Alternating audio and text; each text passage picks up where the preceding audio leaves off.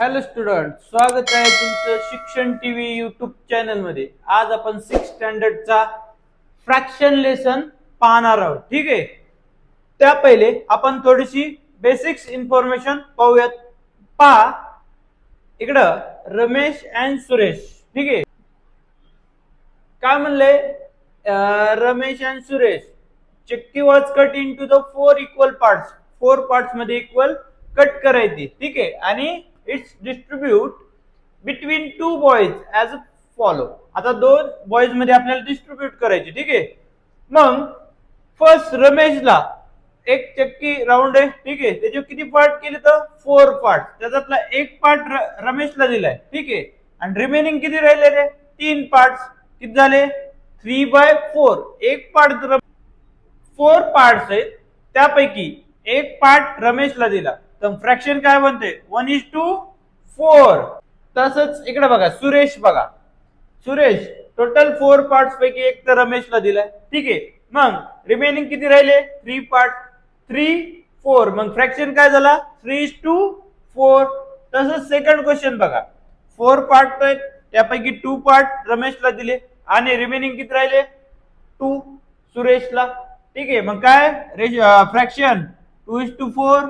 2:4 याला आपण असं बी लिहू शकतो 1:2 असं बी होतं. 2 1 2 आणि 2 2 4. याला इथे बी 1:2. अशा प्रकारे आपल्याला थोडेसे क्वेश्चन सॉल्व्ह करायचे. चला अजून थोडे बेसिक इन्फॉर्मेशन घेऊ.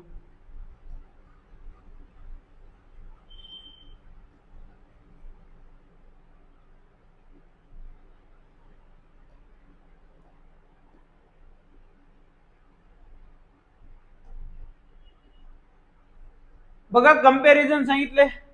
कम्पॅरिझन काय सांगितले? 2:4 आणि 3:4.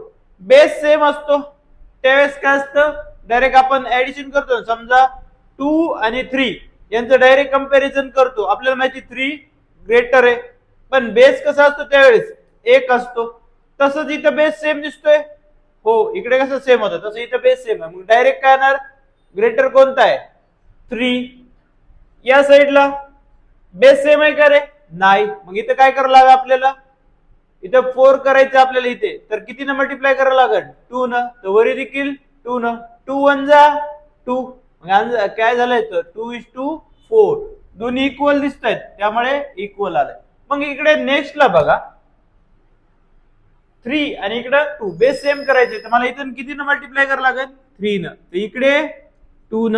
मग वरी देखील 2 न करायचं. किती झालं? 2:6. आणि इकडे 3 ने केलं तर वरी देखील 3 ने. मग किती झालं इकडं? 3:6. मला सांगा दोन्हीकडे कोणता मोठा दिसतोय तुम्हाला? आता इकडं 3:6 आणि इकडं 2:6. 3 ऑब्विसली काय सिम्बॉल येईल? आलं लक्षात? अशा प्रकारे कंपॅरिझन करायचं होतं.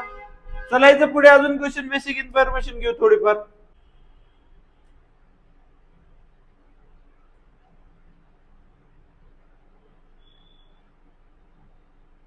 बघा इकडे एक दिलाय, कंपॅरिझन करायचंय. Which fraction 4:5 and 7:9 is larger? कोणता मोठा विचारले. बघा 4 आणि 5 यांचा एलसीएम करावं लागेल आपल्याला. ठीक आहे, एलसीएम पाहिलं ना आपण लास्ट चॅप्टर मध्ये. तसंच याला 4 आणि 5 बघा, 5 आणि 4 चा एलसीएम किती येते? 45. इकडे बी काय येणार आहे? 45. मग इकडे 9 ला 45 करायचं म्हणलं मला 5 ने मल्टिप्लाय, आणि 5 ला 45 करायचे तर 9 ने मल्टिप्लाय. वरी देखील सेम. वरी किती आलं? 36. आणि इकडं 7 5 35. मग आता इकडे 36 डिवाइड बाय 45 आणि 35 डिवाइड बाय 45 कोणता मोठा आहे? 36 डिवाइड बाय 45. म्हणजे ऑप्शन 4:5. अशा प्रकारे कंपॅरिझन करायचे. ठीक आहे, आलं लक्षात? चलायचं नेक्स्ट क्वेश्चन कडे.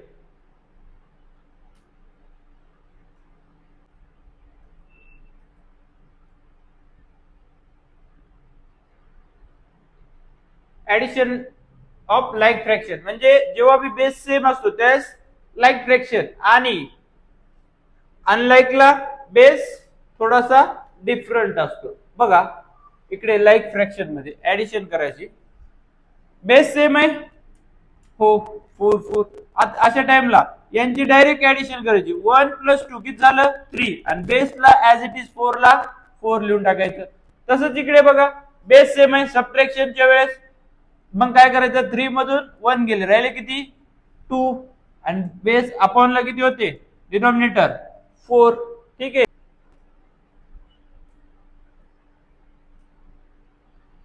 अनलाईक मध्ये बघा, अनलाईक मध्ये अशा टाइमला काय होतं बेस सेम असतो का नाही, तर त्या पहिले आपल्याला बेस सेम करून घ्यायला म्हणजे एलसीएम करायचा.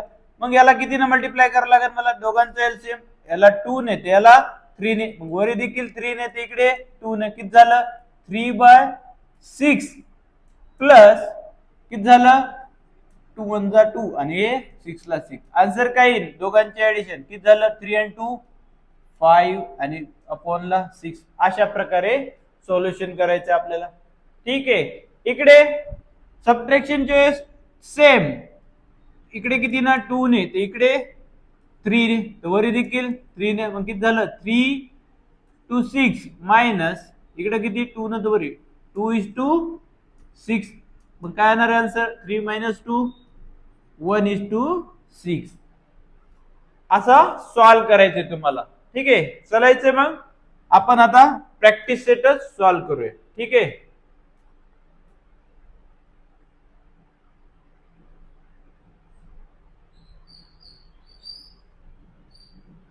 Compare the following fraction. आता कंपॅरिझन करायचे. ठीक आहे. म्हणजे कोणता मोठा कोणता लहान. आता पाहिलं ना आपण. चला आता आपण सॉल्व करूया first question. Compare the following fraction. बघा काय दिलंय 8:3 आणि 5:2. काय करतो आपण पहिले बेस सेम करून घेतो. किती दिलंय 8:3 आणि 5:2. कोणता मोठा आहे आपल्याला ठीक आहे किंवा कोणता छोटा आहे हे पाहायचं. अशा टाइपला मग याला काय करावं लागेल एलसीएम घ्यायचं. किती येणार आहे याला 3 न मल्टिप्लाय तर याला 2 न, तर वरी देखील 2 ने, तर इकडे किती ने करावं लागेल 3 ने. मग किती झाले 15/6 आणि इकडं 16/6. कोणता मोठा दिसतोय तुम्हाला 16/6 आलाय. तसाच दुसरा पहा 4/9 आणि 3/7. 4/9 आणि इकडे 3/7. यामध्ये पहा दोघांचं एलसीएम इथे किती न मल्टिप्लाय करावं लागेल तुम्हाला 7 न, तर इकडे 9 न, वरी देखील 9 न, तर इकडे 7 न. किती झाले 4 7 जा 28 अपॉन किती येणार आहे 63 आणि इकडे 3 9 जा 27 अपॉन 73. आता कोणता मोठा आहे सांगा बरं 28/63. मग हा मोठा आहे. मग लिहिताना काय लिहिणार आपण राईट साइडचा 4/9 ग्रेटर आहे 3/7 पेक्षा. इकडे बी ऍज इट इज राहिलेलं होतं आपलं 8/3 ग्रेटर आहे 5/2 पेक्षा. आणि नेक्स्ट थर्ड क्वेश्चन बघा 7/10. 7/10 इकडे 9/14. आता एलसीएम करायचं किती होईल एलसीएम दोघांना सेम करायचं म्हणलं मला 70. इकडे 7 न मल्टिप्लाय तर इकडं 5 ने, वरी देखील 5 ने, तिकडे 7 ने. 7 7 जा 49 आणि खाली किती 70. परत इकडे 7 5 जा 45 आणि खाली किती येणार आहे 70. आता मला सांगा कोणता मोठा आहे रे हा. ठीक आहे. मग अशा टाइमला सोल्युशन 7/9 सॉरी 10 ग्रेटर आहे 9/14 पेक्षा. ठीक आहे. आले फर्स्ट क्वेश्चन. चलायचं सेकंड क्वेश्चन कडे. चला write the following fraction in ascending and descending order. आता हे असेंडिंग आणि डिसेंडिंग ऑर्डर मध्ये लिहायचं. ठीक आहे. पहिले तर आपल्याला सर्वांचा एलसीएम करून घ्यावं लागेल का, आता कोणता मोठा आहे कोणता छोटा आहे कळणार आहे का आज आपल्याला नाही. ठीक आहे, मग 11/8, 2/4 आणि 7/2 या सगळ्यांचा एलसीएम करावं लागेल. आता 8 च्या पड्यात 8 असतोच. ठीक आहे, 4 च्या टेबल मध्ये 4 2 जा 8 आणि 2 4 जा 8 किती न करावं लागेल इथं 4 न, तर वरी देखील किती न 4 न, इकडे 2 न, तर वरी देखील किती न 2 न, इकडे 1 न, तर वरी देखील 1 न मल्टिप्लाय किती येणार आहे इकडल्या साईडने 11 1 जा 11/8 इकडे 4/8 आणि 7 4 जा 28/8. बघा कोणता मोठा दिसतोय तुम्हाला 28/8. मग फर्स्ट असेंडिंग ऑर्डर लिहूया. ठीक आहे, काय करायचंय पहिले असेंडिंग ऑर्डर लिहून घ्या आणि इकडे डिसेंडिंग ऑर्डर. फर्स्ट पहिल्यांदा सगळ्यात छोट्यापासून असेंडिंग ऑर्डर स्टार्ट करूया. सगळ्यात छोटा कोणता आहे 4/8. मग मिडल वाला 2/4. ठीक आहे, आपण कलर चेंज करू 2/4. देन नंतर 11/8 आणि नेक्स्ट कोणता आहे लास्ट वाला 7/2. तसं डिसेंडिंग ऑर्डर मध्ये कोणता येणार आहे पहिले सगळ्यात मोठा डिसेंडिंग ऑर्डर 7/2. देन नंतर कोणता येणार आहे 11/2 आणि लास्टला 2/4. अशा प्रकारे सॉल्व करायचे. आणि दुसरा पा 16/9, 5/3 आणि 7/4 यांचा सर्वांचा एलसीएम किती येणार आहे काउंट करा. सर्व एकाच टेबल मध्ये आले पाहिजे. असं टेबल सांगा. 36 येतो का रे हो 36. 9 4 जा 36, 12 3 जा 36 आणि 4 9 जा, तर वरी देखील 9, इकडे 12 आणि इकडे 4 न. 16 4 जा 64/36, 12 5 जा 60/36 आणि 7 9 जा 63/36. बघा सगळ्यात मोठा कोणता दिसतोय 64/36. देन 63/36 आणि 60/36. पहिले असेंडिंग ऑर्डर घेऊया. ठीक आहे, आणि नंतर डिसेंडिंग ऑर्डर. फर्स्ट असेंडिंग मध्ये चढत्या क्रमाला सगळ्यात छोटा कोणता दिसतो तुम्हाला 60/36 कोणता आहे 5/3. देन नंतर 7/4 आणि लास्टला 16/9. डिसेंडिंग ऑर्डर मध्ये सगळ्यात पहिले रिव्हर्स यायचं. ठीक आहे, किती 16/9, 7/4 आणि 5/3 याच रिव्हर्स करायचं. अशा प्रकारे असेंडिंग आणि डिसेंडिंग ऑर्डरचा क्वेश्चन होत आहे. चला याचं नेक्स्ट क्वेश्चन कडे चला. तर मग सॉल्व बघा ऍडिशन करायची सॉल्व करायचे. चला सॉल्व करूया. 7/10 प्लस 3/10 लाईक फ्रॅक्शन आहे, सेम दिसतोय डिनॉमिनेटर. मग डायरेक्ट अशा टाइमला ऍडिशन करायची. किती येणार आहे 7 प्लस 3 किती येणार आहे 10/10. ठीक आहे, आलाय. नेक्स्ट क्वेश्चन बघा 3/4 आणि 2/6. 3/4 प्लस 2/6 काय करावं लागेल एलसीएम सेम करावं लागेल का नाही बेस. मग अशा टाइपला काय करतो आपण दोघांना सेम करायचं म्हणलं 12 एलसीएम येतो. किती न करावं लागेल 3 न, तर इथे 2 न, तर वरी देखील 2 ने, तर इकडे 3 ने. किती झालं वरी 9/12 प्लस 4/12. मग काय येणार आहे रे 12/12. 9 प्लस 4 किती झालं 13/12. आलाय. चलायचं नेक्स्ट क्वेश्चन. थर्ड क्वेश्चन पहा. 1/3 प्लस 7/5. मग पहा डबल किती येणार एलसीएम 3 5 जा 15. मग इकडे 5 न मल्टिप्लाय, तर इकडे 3 न, तर वरी देखील 3 न, तर इकडे 5 न. 5 1 जा 5 आणि 5 3 जा 15 प्लस 7 3 जा 21 अपन 5 3 जा 15. किती झाले ऍडिशन 21 प्लस 5 26 अपॉन ला किती 15. ठीक आहे आलंय. इकडे बी किती आलता 13/12 आणि इकडं 10/10. याला आपण 1 देखील लिहू शकतो. इज इक्वल 10/10 मीन्स काय 1 देखील लिहू शकतो.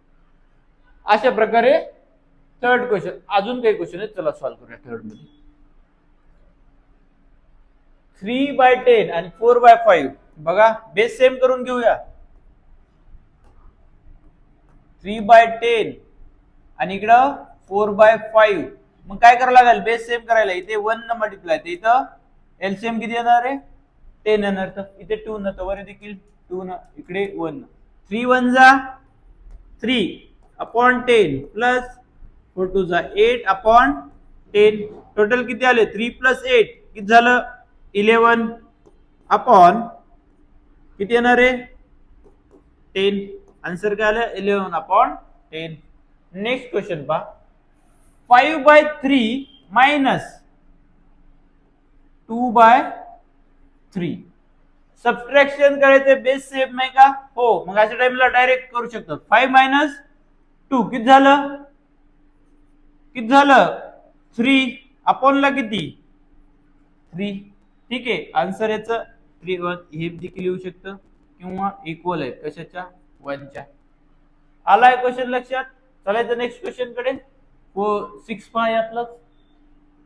3/5 मायनस 3/7. बेस सेम आहे का नाही, तर पहिले बेस सेम करून घ्यावं लागेल. किती येणार एलसीएम 3 5 जा 7 5 जा 35. मग काय करावं लागेल इथं 5 न, तर इकडे 7 न, तर वरी देखील काय करावं लागेल 7 न मल्टिप्लाय, तर इथे 5 न. 7 3 जा 21/35 मायनस 15/35. मग 21 मधून 15 गेले, रिमाइंडर किती राहिलं रे 6 आणि इकडे 35 ला 35 ऍज इट इज. आला आन्सर. अशा प्रकारे आपण थर्ड क्वेश्चन सॉल्व्ह केलं. चला नेक्स्ट क्वेश्चन कडे. फोर्थ क्वेश्चन पहा. फोर्थ क्वेश्चन काय म्हणलाय. A house is built on 2/5 part of plot and garden is made on the remaining. एक प्लॉट आहे त्यामध्ये 2/5 पार्ट मध्ये काय बनवलंय त्यांचा जे काही प्लॉट आहे राहण्याचा एरिया बिल्डिंग केलाय बिल्डअप केलाय आणि रिमेनिंग पार्ट मध्ये काय केलंय त्यांना गार्डन बनवलंय. What part of plot is made for the garden. Garden किती पार्ट मध्ये बनवले. मग आपण याच्यासाठी थोडीशी एक डायग्राम पाहूया. ठीक आहे. डायग्राम मध्ये लक्षात येईल तुम्हाला. बघा डायग्राम घेतली आपण प्लॉटची. किती पार्ट पाडले त्याच्यामध्ये 5 पार्ट्स पाडले. ठीक आहे. 1 2 3 4 5 पार्ट्स. त्यामधले 2/5 पार्ट काय रे हाऊस बिल्डिंग केली का नाही त्यांना. ठीक आहे. मग रिमेनिंग पार्ट किती राहिला 1 2. रिमेनिंग किती गेला 1 2 3. मग रिमेनिंग काय एरिया ऑफ गार्डन 3/5. मग आपल्याला याला सोल्युशन मध्ये दाखवायचंय. चला तर मग सोल्युशन पाहूया. 1/1 काय एकच असतं ना. एक प्लॉट मधून मायनस किती करायचंय एरिया ऑफ हाऊसचा 2/5 म्हणजे आपल्याला काय मिळेल एरिया ऑफ गार्डन मिळून जाईल. मग बेस सेम आहे का नाही. किती न मल्टिप्लाय करावं लागेल इथं मला 5 न, तर इकडे देखील 5 न. 5 1 जा 5 आणि 5 1 जा 5 मायनस इकडे तर ऑलरेडी काय बेस सेम पहिला असल्यामुळे इथं 5 करायची गरज आहे का नाही 1 ला 1. मग 5/5 मायनस 2/5 बेस सेम दिसतोय 5 मधून 2 गेले रिमाइंडर किती राहिलं रे 3 आणि बेस 5 3/5 काय झाला गार्डनचा एरिया दिसतोय ना ठीक आहे 3/5 काय झाला गार्डनचा एरिया आलंय लक्षात अशा प्रकारे आपण प्रॅक्टिस सेट 6.1 कंप्लीट सोल्युशन पाहिलेलं आहे आज आपण ठीक आहे विद्यार्थी मित्रांनो व्हिडिओ आवडला असेल तर लाईक करा तुमच्या मित्राला शेअर करा चॅनलला सबस्क्राईब करा आणि नवनवीन व्हिडिओ पाहण्यासाठी बेल आयकॉन दाबायला विसरू नका भेटूया एका नवीन व्हिडिओ मध्ये